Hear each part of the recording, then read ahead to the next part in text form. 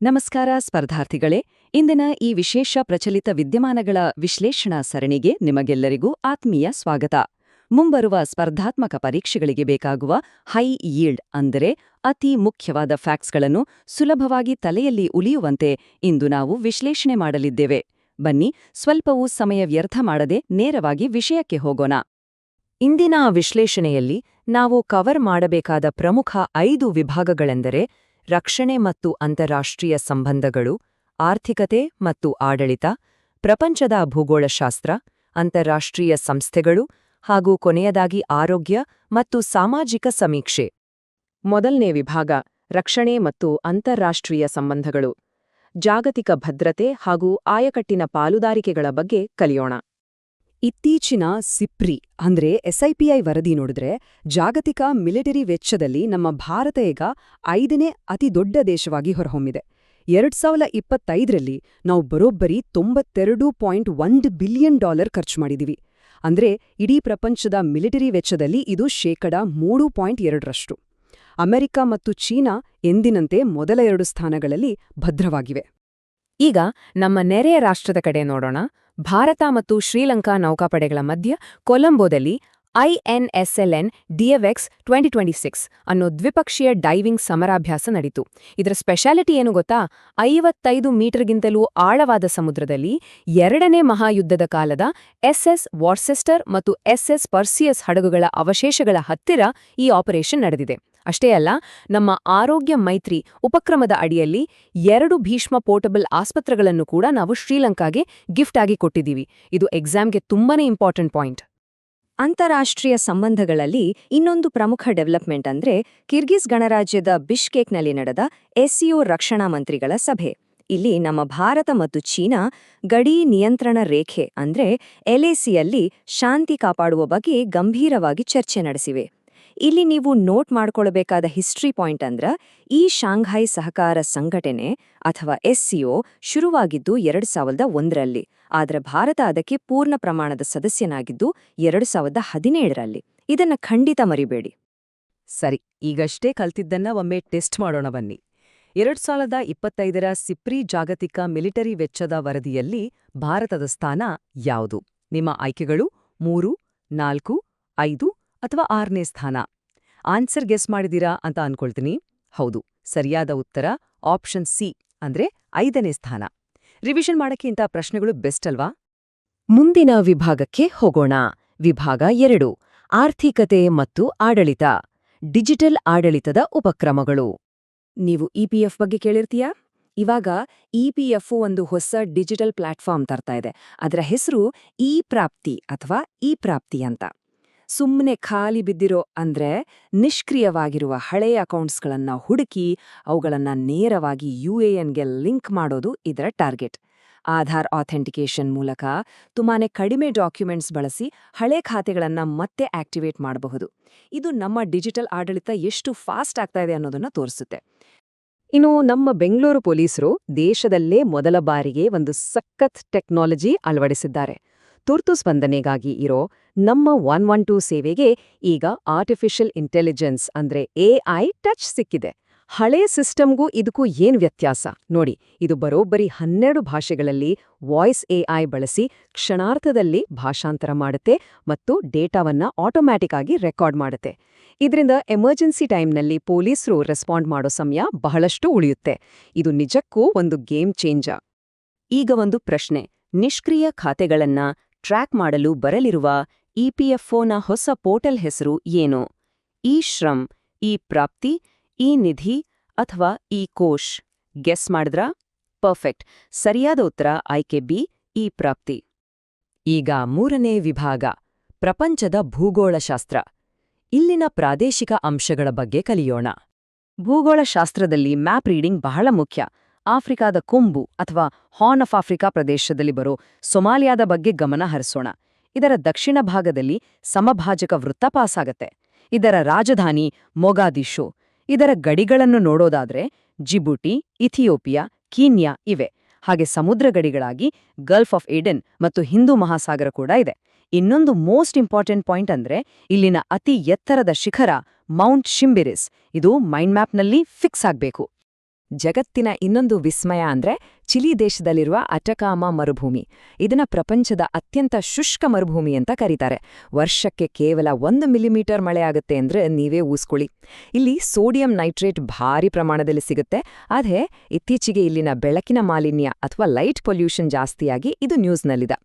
ಇನ್ನೊಂದು interesting fact ಅಂದ್ರೆ ಜಗತ್ತಿನ ಅತಿ ಹಳೆಯ ಕೃತಕ ಮಮ್ಮಿಗಳಾದ ಚಿಂಚುರೋ ಮಮ್ಮಿಗಳು ಸಿಕ್ಕಿದ್ದು ಕೂಡ ಇದೇ ಅಟಕಾಮಾ ಮರುಭೂಮಿಯಲ್ಲೇ.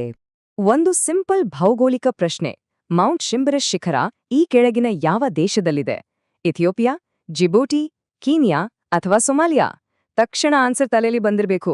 ಖಂಡಿತ ಉತ್ತರ ಆಯ್ಕೆ ಡಿ, ಸೊಮಾಲಿಯಾ. ವಿಭಾಗ 4: ಅಂತಾರಾಷ್ಟ್ರೀಯ ಸಂಸ್ಥೆಗಳು ಮತ್ತು ಜಾಗತಿಕ ಶಕ್ತಿ ಒಕ್ಕೂಟಗಳು. ಎಕ್ಸಾಮಲ್ಲಿ ಕನ್ಫ್ಯೂಸ್ ಮಾಡೋ ಟಾಪಿಕ್ ಇದು. ಓಪೆಕ್ ಮತ್ತು ಓಪೆಕ್ ಪ್ಲಸ್ ಮಧ್ಯೆ ಇರೋ ವ್ಯತ್ಯಾಸ ಏನು ನೋಡಿ. 1960ರಲ್ಲಿ ಶುರುವಾದ ಓಪೆಕ್ ಕೇವಲ 12 ತೈಲ ರಫ್ತು ಮಾಡೋ ದೇಶಗಳ ಗುಂಪು. ಪ್ರಪಂಚದ 35-40% ತೈಲ ಇವರ ಕಂಟ್ರೋಲ್ನಲ್ಲೇ ಇದೆ.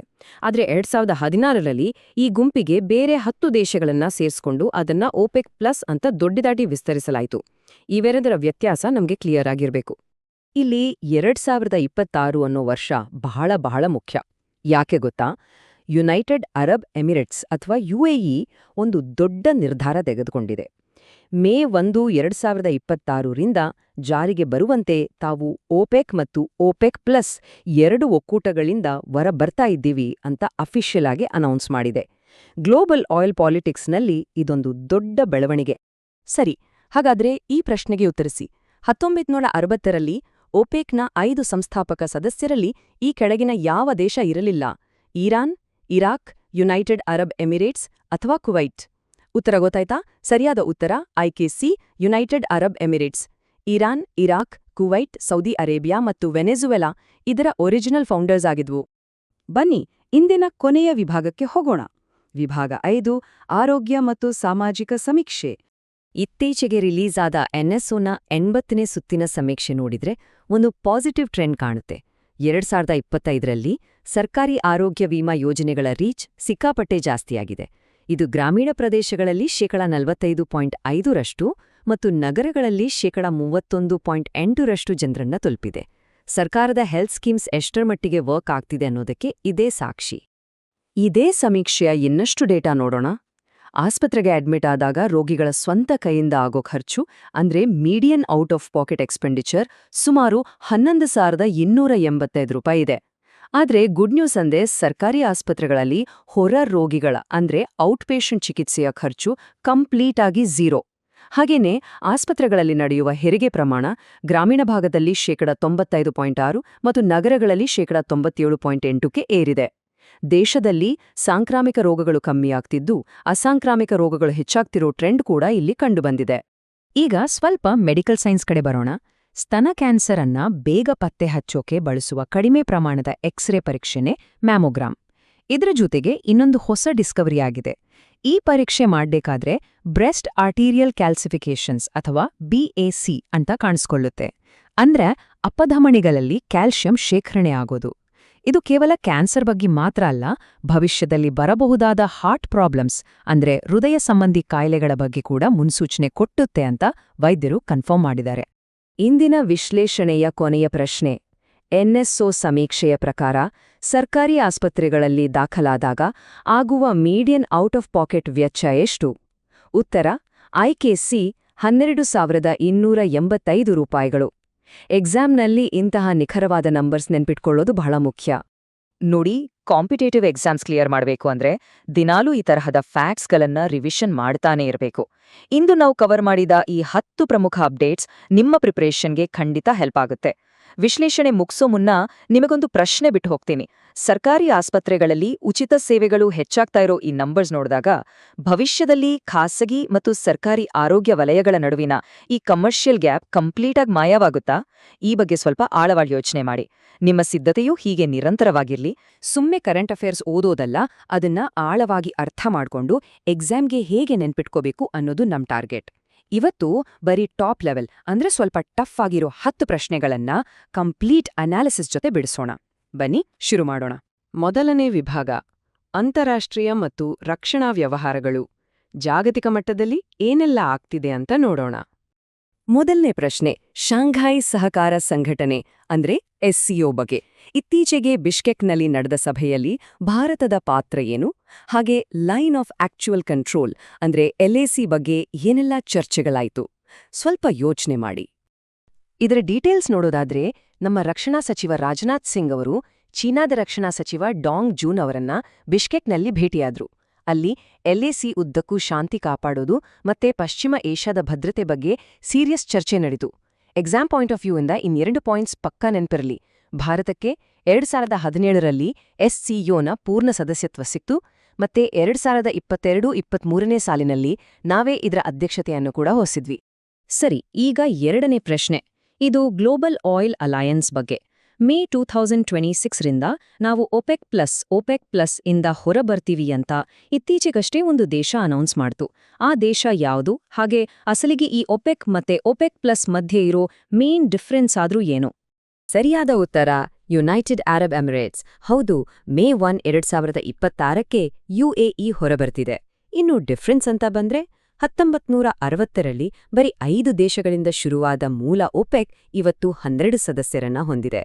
ಇದು ಎಷ್ಟರ ಮಟ್ಟಿಗೆ ಪವರ್ಫುಲ್ ಅಂದ್ರೆ ಜಗತ್ತಿನ ಕಚ್ಚಾ ತೈಲ ನಿಕ್ಷೇಪದ ಬರೋಬ್ಬರಿ 75% ಇವರ ಕಂಟ್ರೋಲ್ನಲ್ಲೇ ಇದೆ. ಆದ್ರೆ 2016ರಲ್ಲಿ ಶುರುವಾದ OPEC ಪ್ಲಸ್ ರಷ್ಯಾ ಸೇರಿ ಒಟ್ಟು 22 ತೈಲ ರಫ್ತು ಮಾಡೋ ದೇಶಗಳ ದೊಡ್ಡ ಗುಂಪು. ಇವರ ಒಂದೊಂದು ನಿರ್ಧಾರನೂ ಗ್ಲೋಬಲ್ ಇಕಾನಮಿ ಮೇಲೆ ಡೈರೆಕ್ಟ್ ಎಫೆಕ್ಟ್ ಮಾಡುತ್ತೆ. ಮೂರನೇ ಪ್ರಶ್ನೆ. ಇತ್ತೀಚೆಗೆ ಕೊಲಂಬೋದಲ್ಲಿ ನಡೆದ INS-LN ಡೈವೆಕ್ಸ್ 2026 ಸಮರಾಭ್ಯಾಸದ ಬಗ್ಗೆ ಸ್ವಲ್ಪ ಯೋಚಿಸಿ. ಈ ಭಾರತ-ಶ್ರೀಲಂಕಾ ಜಂಟಿ ಅಭ್ಯಾಸದಲ್ಲಿ ಆಳ ಸಮುದ್ರದ ಯಾವ ಸಾಮರ್ಥ್ಯಗಳನ್ನ ಪ್ರದರ್ಶಿಸಲಾಯಿತು, ಹಾಗೆ ಯಾವ ಐತಿಹಾಸಿಕ ಹಡಗುಗಳ ಅವಶೇಷಗಳನ್ನ ಟಾರ್ಗೆಟ್ ಮಾಡಿದ್ರು?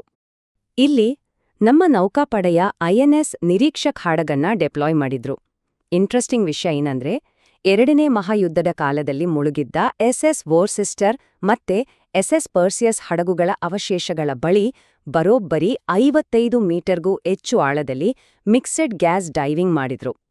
ಕೇವಲ ಅಷ್ಟೇ ಅಲ್ಲ, ಮಹಾಸಾಗರ್ ವಿಷನ್ ಅಡಿಯಲ್ಲಿ ಆರೋಗ್ಯ ಮೈತ್ರಿ ಇನಿಷಿಯೇಟಿವ್ ಮೂಲಕ ಶ್ರೀಲಂಕಾಕ್ಕೆ 2 ಭೀಷ್ಮ ಕ್ಯೂಬ್ಗಳನ್ನ ಅಂದ್ರೆ ಪೋರ್ಟಬಲ್ ಹಾಸ್ಪಿಟಲ್ ಯೂನಿಟ್ಗಳನ್ನ ಕೂಡ ಹಸ್ತಾಂತರಿಸಲಾಯಿತು. ಇದು ನಮ್ಮ ಡಿಪ್ಲೊಮಸಿಯ ಒಂದು ಅದ್ಭುತ ಹೆಜ್ಜೆ. ನಾಲ್ಕನೇ ಪ್ರಶ್ನೆ ಸ್ವಲ್ಪ ಡೇಟಾ ಓರಿಯೆಂಟೆಡ್ ಆಗಿದೆ. 2025ರ ಸಿಪ್ರಿ ರಿಪೋರ್ಟ್ ಪ್ರಕಾರ ಪ್ರಪಂಚದಲ್ಲೇ ಅತಿ ಹೆಚ್ಚು ಮಿಲಿಟರಿಗೆ ಖರ್ಚು ಮಾಡೋ ಟಾಪ್ ದೇಶಗಳು ಯಾವುವು? ಮತ್ತೆ ಆ ಜಾಗತಿಕ ವೆಚ್ಚದಲ್ಲಿ ನಮ್ಮ ಭಾರತದ ಪಾಲು ಎಷ್ಟು % ಇದೆ? ಆ ನಂಬರ್ಸ್ ನೋಡಿದ್ರೆ ನಿಜಕ್ಕೂ ಆಶ್ಚರ್ಯ ಆಗುತ್ತೆ. ಅಮೆರಿಕ $954 ಬಿಲಿಯನ್ ಖರ್ಚು ಮಾಡಿ ಫಸ್ಟ್ ಪ್ಲೇಸ್ನಲ್ಲಿದ್ರೆ, ಚೀನಾ $336 ಬಿಲಿಯನ್ ಜೊತೆ ಸೆಕೆಂಡ್ ಪ್ಲೇಸ್ನಲ್ಲಿದೆ. ಆಮೇಲೆ ರಷ್ಯಾ, ಜರ್ಮನಿ ಮತ್ತು 5ನೇ ಸ್ಥಾನದಲ್ಲಿ ನಮ್ಮ ಭಾರತ. ಹೌದು, ಭಾರತ ತನ್ನ ಡಿಫೆನ್ಸ್ ಬಜೆಟ್ನ 8.9% ಹೆಚ್ಚಿಸಿ $92.1 ಬಿಲಿಯನ್ ತಲುಪಿದೆ. ಇದು ಗ್ಲೋಬಲ್ ಮಿಲಿಟರಿ ಎಕ್ಸ್ಪೆಂಡಿಚರ್ನ 3.2% ಆಗುತ್ತೆ. ಎಕ್ಸಾಮ್ಗೆ ಈ ಪರ್ಸೆಂಟೇಜ್ ತುಂಬಾನೇ ಇಂಪಾರ್ಟೆಂಟ್, ನೆನ್ಪಿಟ್ಕೊಳ್ಳಿ. ಈಗ ಎರಡನೇ ವಿಭಾಗಕ್ಕೆ ಹೋಗೋಣ. ಭೂಗೋಳ ಮತ್ತು ವಿಜ್ಞಾನ, ಮ್ಯಾಪ್ಸ್ ಮತ್ತು ಸೈನ್ಸ್ ಬಗ್ಗೆ ಸ್ವಲ್ಪ ಡೀಪ್ ಡೈವ್ ಮಾಡೋಣ. 5ನೇ ಪ್ರಶ್ನೆ, ಕರೆಂಟ್ ಅಫೇರ್ಸ್ ಮತ್ತೆ ಜಿಯೋಗ್ರಫಿಯ ಪರ್ಫೆಕ್ಟ್ ಮಿಕ್ಸ್. ಗುಬಾನ್ ಕರಾವಳಿ ಬಯಲು, ಜುಬ್ಬಾ ನದಿ ಮತ್ತು ಇತ್ತೀಚೆಗೆ ಸೇಂಟ್ ಕಿಟ್ಸ್ ಧ್ವಜ ಇದ್ದ ಹಡಗನ್ನ ಹೈಜಾಕ್ ಮಾಡಿದ ಕಡಲ್ ಕಳ್ಳರ ಘಟನೆ, ಇವೆಲ್ಲ ಯಾವ ಆಫ್ರಿಕನ್ ದೇಶಕ್ಕೆ ಸಂಬಂಧಪಟ್ಟಿದ್ದು? ಗೆಸ್ ಮಾಡಿ. ಎಕ್ಸಾಕ್ಟ್ಲಿ, ಉತ್ತರ ಸೊಮಾಲಿಯಾ. ಹಾರ್ನ್ ಆಫ್ ಆಫ್ರಿಕಾದಲ್ಲಿ ಬರೋ ಈ ದೇಶದ ಮುಖಾಂತರ ಈಕ್ವೇಟರ್ ಅಂದ್ರೆ ಸಮಭಾಜಕ ವೃತ್ತ ಪಾಸಾಗುತ್ತೆ. ಇದಕ್ಕೆ ಜಿಬೂಟಿ, ಇಥಿಯೋಪಿಯಾ ಮತ್ತೆ ಕೀನಿಯಾದ ಬಾರ್ಡರ್ಸ್ ಇದೆ. ಇನ್ನು ಭೌಗೋಳಿಕವಾಗಿ ನೋಡಿದ್ರೆ ಮೌಂಟ್ ಶಿಂಬ್ರಿಸ್ ಅನ್ನೋ ಅತಿ ಎತ್ತರದ ಶಿಖರ ಮತ್ತೆ ನಾರ್ತ್ನಲ್ಲಿರೋ ಕಿರಿದಾದ ಗುಬಾನ್ ಕರಾವಳಿ ಬಯಲು ಇಲ್ಲಿರೋದು. ಮ್ಯಾಚಿಂಗ್ ಕ್ವೆಶ್ಚನ್ಸ್ ಬಂದ್ರೆ ಈ ಪಾಯಿಂಟ್ಸ್ ಪಕ್ಕಾ ನೆನ್ಪಿರ್ಬೇಕು. 6ನೇ ಪ್ರಶ್ನೆಯಲ್ಲಿ ಹಿಸ್ಟ್ರಿ ಮತ್ತೆ ಎನ್ವಿರಾನ್ಮೆಂಟ್ ಎರಡೂ ಕವರ್ ಆಗತ್ತೆ. ಜಗತ್ತಿನ ಅತ್ಯಂತ ಹಳೆಯ ಕೃತಕ ಮಮ್ಮೀಸ್, ಹಾಗೆ ವಿಪರೀತ ಸೋಡಿಯಂ ನೈಟ್ರೇಟ್ ನಿಕ್ಷೇಪ ಇರೋ ಒಂದು ಮರುಭೂಮಿ, ಇತ್ತೀಚೆಗೆ ಲೈಟ್ ಪೊಲ್ಯೂಷನ್ ಅಂದ್ರೆ ಬೆಳಕಿನ ಮಾಲಿನ್ಯದಿಂದ ದೊಡ್ಡ ಡೇಂಜರ್ನಲ್ಲಿದೆ. ಆ ಮರುಭೂಮಿ ಯಾವುದು? ಇದಕ್ಕೆ ಆನ್ಸರ್ ಅಟಕಾಮಾ ಮರುಭೂಮಿ. ಚಿಲಿಯನ್ ನಾರ್ತ್ ಸೈಡ್ನಲ್ಲಿರೋ ಈ ಜಾಗ ಪ್ರಪಂಚದಲ್ಲೇ ಅತ್ಯಂತ ಡ್ರೈ ಅಂದ್ರೆ ಒಣ ಮರುಭೂಮಿ. ವರ್ಷಕ್ಕೆ ಬರೀ 1 mm ಮಳೆ ಆಗತ್ತೆ ಅಷ್ಟೇ. ಇಲ್ಲಿರೋ ಚಿಂಚೋರೋ ಮಮ್ಮಿಗಳು ಈಜಿಪ್ಟ್ ಮಮ್ಮಿಗಳಿಗಿಂತ ಹಳೆಯವು. ಹಾಗೆ ಇಲ್ಲಿನ ಸೋಡಿಯಂ ನೈಟ್ರೇಟ್ ರಿಸರ್ವ್ಸ್ ಕೂಡ ತುಂಬಾನೇ ಫೇಮಸ್. ಆದ್ರೆ ಪ್ರಾಬ್ಲಮ್ ಏನಂದ್ರೆ ಅಸ್ಟ್ರಾನಮಿಗೆ ಹೇಳಿ ಮಾಡಿಸಿದಂತಿದ್ದ ಇಲ್ಲಿನ ಕತ್ತಲು ತುಂಬಿದ ಆಕಾಶ ಈಗ ಲೈಟ್ ಪೊಲ್ಯೂಷನ್ನಿಂದ ತನ್ನ ಒರಿಜಿನಾಲಿಟಿ ಕಳ್ಕೊಳ್ತಾ ಇದೆ. ಇದು ನಿಜಕ್ಕೂ ಒಂದು ಕಳವಳಕಾರಿ ಸಂಗತಿ. ಮುಂದಿನದು ಮೆಡಿಕಲ್ ಸೈನ್ಸ್ ಪ್ರಶ್ನೆ. ಮ್ಯಾಮೋಗ್ರಾಮ್ಸ್ ಬಗ್ಗೆ ನೀವು ಕೇಳಿರ್ತೀರಾ. ಆದ್ರೆ ಈ ಮ್ಯಾಮೋಗ್ರಾಮ್ಸ್ಗಳಲ್ಲಿ ಕಂಡುಬರೋ ಬ್ರೆಸ್ಟ್ ಆರ್ಟೀರಿಯಲ್ ಕ್ಯಾಲ್ಸಿಫಿಕೇಷನ್ ಅಥವಾ BAC ಕೇವಲ ಕ್ಯಾನ್ಸರ್ಗಷ್ಟೇ ಅಲ್ಲದೆ ದೇಹದ ಬೇರೆ ಯಾವ ದೊಡ್ಡ ಆರೋಗ್ಯ ಸಮಸ್ಯೆಗಳಿಗೆ ಲಿಂಕ್ ಆಗಿದೆ? ಇದನ್ನ ಅರ್ಥ ಮಾಡ್ಕೋಬೇಕಾದ್ರೆ ಸ್ಕ್ರೀನಿಂಗ್ ಮತ್ತೆ ಡಯಾಗ್ನೋಸ್ಟಿಕ್ ಮ್ಯಾಮೋಗ್ರಾಮ್ ಮಧ್ಯೆ ಇರೋ ಡಿಫರೆನ್ಸ್ ಗೊತ್ತಿರಬೇಕು. ಸ್ಕ್ರೀನಿಂಗ್ ಅನ್ನೋದು ಕ್ಯಾನ್ಸರ್ ಸಿಂಪ್ಟಮ್ಸ್ ಬರೋಕ್ಕೂ ಮುಂಚಿನೇ ಪತ್ತೆ ಹಚ್ಚೋಕೆ, ಆದರೆ ಡಯಾಗ್ನೋಸ್ಟಿಕ್ ಮ್ಯಾಮೋಗ್ರಾಮ್ ಇದೆಯಲ್ಲ, ಇದು ಗಡ್ಡೆಗಳನ್ನ ಅಷ್ಟೇ ಅಲ್ಲ, ಈ BAC ಅಂದ್ರೆ ಅಪಧಮನಿಗಳಲ್ಲಿ ಜಮಾ ಆಗಿರೋ ಕ್ಯಾಲ್ಸಿಯಂನ ಕೂಡ ಕರಾರುವಾಗಿ ಪತ್ತೆ ಮಾಡುತ್ತೆ. ಇದು ಒಂದು ಎಚ್ಚರಿಕೆ ಗಂಟೆ, ಯಾಕಂದ್ರೆ ಇದು ಫ್ಯೂಚರ್ನಲ್ಲಿ ಹಾರ್ಟ್ ಅಟ್ಯಾಕ್ ಅಥವಾ ಬೇರೆ ಹೃದಯ ರಕ್ತನಾಳದ ಕಾಯಿಲೆಗಳು ಬರೋದ್ರ ಕ್ಲಿಯರ್ ಸಿಗ್ನಲ್ ಕೊಡುತ್ತೆ. ಓಕೆ, ಈಗ ಕೊನೆಯ ವಿಭಾಗ ರಾಷ್ಟ್ರೀಯ ಮತ್ತು ರಾಜ್ಯ ನೀತಿಗಳು, ಪಾಲಿಸಿಗಳು ಮತ್ತೆ ಗವರ್ನೆನ್ಸ್ ಬಗ್ಗೆ ನೋಡೋಣ. 8ನೇ ಪ್ರಶ್ನೆ ಸ್ಟ್ರೇಟ್ ಫಾರ್ವರ್ಡ್ ಡೇಟಾ ಕೇಳುತ್ತೆ. 80ನೇ NSO ಅಂದ್ರೆ ನ್ಯಾಷನಲ್ ಸ್ಟ್ಯಾಟಿಸ್ಟಿಕಲ್ ಆಫೀಸ್ ಸಮೀಕ್ಷೆ ಪ್ರಕಾರ ಗ್ರಾಮೀಣ ಭಾರತದಲ್ಲಿ ಸರ್ಕಾರಿ ಆರೋಗ್ಯ ವಿಮೆಯ ವ್ಯಾಪ್ತಿ ಎಕ್ಸಾಕ್ಟ್ ಆಗಿ ಎಷ್ಟು % ವಿಸ್ತಾರವಾಗಿದೆ? ಆ ನಂಬರ್ ಬಂದ್ಬಿಟ್ಟು 45.5%. ಆಯುಷ್ಮಾನ್ ಭಾರತ್ನಂಥ ಸ್ಕೀಮ್ಸ್ಗಳಿಂದ ಹಳ್ಳಿಗಳಲ್ಲಿ ಹೆಲ್ತ್ ಇನ್ಶೂರೆನ್ಸ್ ಕವರೇಜ್ 12.9% ಇಂದ ಸೀದಾ 45.5%ಗೆ ಜಿಗ್ದಿದೆ. ಇನ್ನೊಂದು ಇಂಟ್ರೆಸ್ಟಿಂಗ್ ಡೇಟಾ ಅಂದ್ರೆ ಆಸ್ಪತ್ರೆಗೆ ಅಡ್ಮಿಟ್ ಆದಾಗ ರೋಗಿಗಳ ಜೇಬಿನಿಂದ ಆಗ್ತಿರೋ ಸರಾಸರಿ ಖರ್ಚು 11,285 ರೂಪಾಯಿಗಳಷ್ಟು. ಅಂದ್ರೆ ಜನ ಈಗ ಹಿಂದೆಂದಿಗಿಂತ ಹೆಚ್ಚು ಸರ್ಕಾರಿ ಆರೋಗ್ಯ ಸೌಲಭ್ಯಗಳನ್ನ ಬಳಸ್ತಾ ಇದ್ದಾರೆ ಅನ್ನೋದು ಇದರಿಂದ ಕ್ಲಿಯರ್ ಆಗುತ್ತೆ. ಈಗ ಡಿಜಿಟಲ್ ಗವರ್ನೆನ್ಸ್ ಕಡೆ ಬರೋಣ. ನಮ್ಮ 9ನೇ ಪ್ರಶ್ನೆ EPFO ಹೊಸದಾಗಿ ಲಾಂಚ್ ಮಾಡಿರೋ ಇ-ಪ್ರಾಪ್ತಿ EPRAPT ಪೋರ್ಟಲ್ನ ಮೇನ್ ಉದ್ದೇಶ ಏನು? ಮತ್ತೆ ಈಗ ಎಷ್ಟು % ಅಡ್ವಾನ್ಸ್ ಕ್ಲೇಮ್ಗಳನ್ನ ಆಟೋಮ್ಯಾಟಿಕ್ ಆಗಿ ಪ್ರೊಸೆಸ್ ಮಾಡಲಾಗ್ತಿದೆ? ಈ ಪ್ರಾಪ್ತಿಯ ಮೇನ್ ಟಾರ್ಗೆಟ್ ಏನಂದ್ರೆ ಯೂಸ್ ಮಾಡದೆ ಹಾಗೆ ಬಿದ್ದಿರೋ ಹಳೆ PF ಅಕೌಂಟ್ಸ್ನ ಆಧಾರ್ ಮುಖಾಂತರ ಟ್ರ್ಯಾಕ್ ಮಾಡಿ ಅದನ್ನ UAN ಜೊತೆ ಲಿಂಕ್ ಮಾಡೋದು. ಅಂಕಿಅಂಶ ನೋಡಿದ್ರೆ ಶಾಕ್ ಆಗ್ತೀರಾ. 2025-26ರಲ್ಲಿ ಬರೋಬ್ಬರಿ 8.31 ಕೋಟಿ ಕ್ಲೇಮ್ಗಳನ್ನ ಸೆಟಲ್ ಮಾಡಿದ್ದಾರೆ.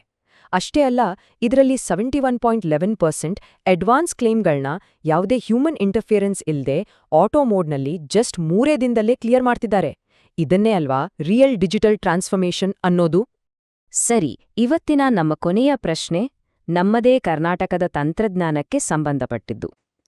ಎಮರ್ಜೆನ್ಸಿ ಟೈಮ್ನಲ್ಲಿ ಭಾಷೆ ಒಂದು ಸಮಸ್ಯೆ ಆಗ್ಬಾರ್ದು ಅಂತ ಬೆಂಗಳೂರು ಸಿಟಿ ಪೊಲೀಸ್ ಹೊಸದಾಗಿ ತಂದಿರೋ ನಮ್ಮ 112 ಸಿಸ್ಟಮ್ ಆರ್ಟಿಫಿಷಿಯಲ್ ಇಂಟೆಲಿಜೆನ್ಸ್ನ ಹೇಗೆ ಯೂಸ್ ಮಾಡ್ಕೊಳ್ತಿದೆ? ನಮ್ಮ ಇಡೀ ದೇಶದಲ್ಲೇ ಫಸ್ಟ್ ಟೈಮ್ ಬೆಂಗಳೂರು ಪೊಲೀಸರು ನಮ್ಮ 112ಗಾಗಿ ವಾಯ್ಸ್ AI ಟ್ರಾನ್ಸ್ಲೇಷನ್ ತಂದಿದ್ದಾರೆ. ಇದು ಕನ್ನಡ, ಹಿಂದಿ, ಮರಾಠಿ, ಅರೇಬಿಕ್, ಸ್ಪ್ಯಾನಿಷ್ ಸೇರಿ ಬರೋಬ್ಬರಿ 12 ಭಾಷೆಗಳನ್ನ ಸಪೋರ್ಟ್ ಮಾಡುತ್ತೆ. ಬೇರೆ ಸ್ಟೇಟ್ನವರು ಅಥವಾ ಫಾರಿನರ್ಸ್ ಕಾಲ್ ಮಾಡಿದ್ರೆ ಈ AI ತಕ್ಷಣ ಅದನ್ನ ಟ್ರಾನ್ಸ್ಲೇಟ್ ಮಾಡಿ ಡೇಟಾ ಲಾಗ್ ಮಾಡುತ್ತೆ. ಇದರಿಂದ ಪೊಲೀಸ್ ರೆಸ್ಪಾನ್ಸ್ ಟೈಮ್ ಸಿಕ್ಕಾಪಟ್ಟೆ ಕಮ್ಮಿಯಾಗಿದೆ. ಸ್ವತಃ ಯೋಚನೆ ಮಾಡಿ, ಭಾಷೆಯ ಗಡಿಗಳೇ ಇಲ್ಲದ ಈ ವಾಯ್ಸ್ AI ತಂತ್ರಜ್ಞಾನ ಫ್ಯೂಚರಲ್ಲಿ ಜಗತ್ತಿನಾದ್ಯಂತ ಸಾರ್ವಜನಿಕ ಆಡಳಿತ ಮತ್ತೆ ಕ್ರೈಸಿಸ್ ಮ್ಯಾನೇಜ್ಮೆಂಟನ್ನೇ ಸಂಪೂರ್ಣವಾಗಿ ಬದಲಾಯಿಸಬಲ್ಲದು ಅಲ್ವಾ? ಖಂಡಿತ ಹೌದು. ಓಕೆ, ಇವತ್ತಿನ ನಮ್ಮ ಈ ವಿಶ್ಲೇಷಣೆ ನಿಮ್ಮ ಎಕ್ಸಾಮ್ ಪ್ರಿಪರೇಷನ್ಗೆ ಹೊಸ ಬೂಸ್ಟ್ ಕೊಟ್ಟಿದೆ ಅಂತ ಭಾವಿಸ್ತೇನೆ. ಆಲ್ ದಿ ಬೆಸ್ಟ್, ಮತ್ತೆ ಸಿಗೋಣ.